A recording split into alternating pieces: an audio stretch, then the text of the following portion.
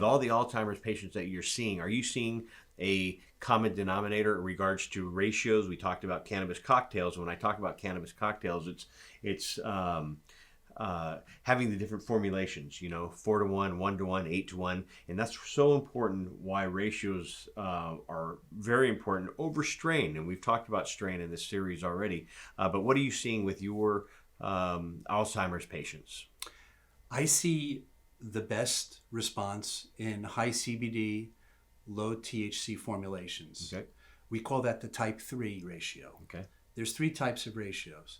There's type 1, which is high THC, low CBD.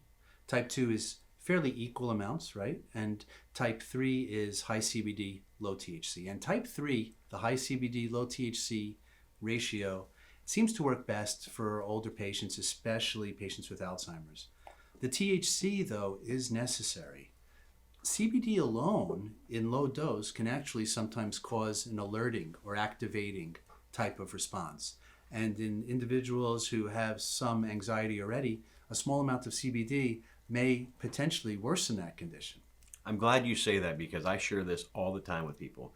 The media has confused a lot of people, a lot of families, a lot of doctors saying CBD is wonderful, take as much as you want. And I've personally seen people have a psychoactive reaction on CBD.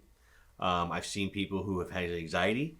It induces anxiety if they have too much. And so, again, everybody's body is different. So it's great to hear you say that, and you've seen it with your patients. And it depends on where they get the CBD. Thank you. Can you talk about that? CBD comes in lots of different shapes and sizes now. It's so popular. Everybody is on the CBD bandwagon. Lots of vendors.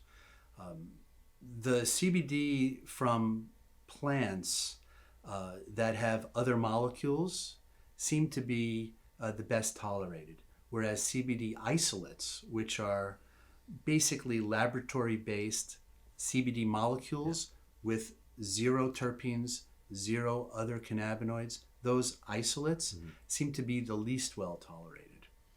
In fact, when you take CBD as a medication, and the initial dose may not work too well for you and you need to increase the dose, that's usually okay when you're using a full flower or a whole plant. There's different terms for this. But when you're using a compound that has a variety of cannabinoids and terpenes, but is mainly CBD, yes, those patients do better over the long haul.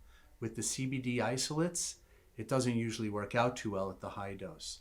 Patients can lose effect. They can have side effects. It's something that I don't recommend usually. I like to recommend something that's closer to what nature provides, so that the entourage effect, as we've discussed, can come into play. And that includes a small amount of THC when appropriate. Some patients need more THC, but in the older patients, small amount, type 3 cannabis, primarily CBD, seems to do the trick.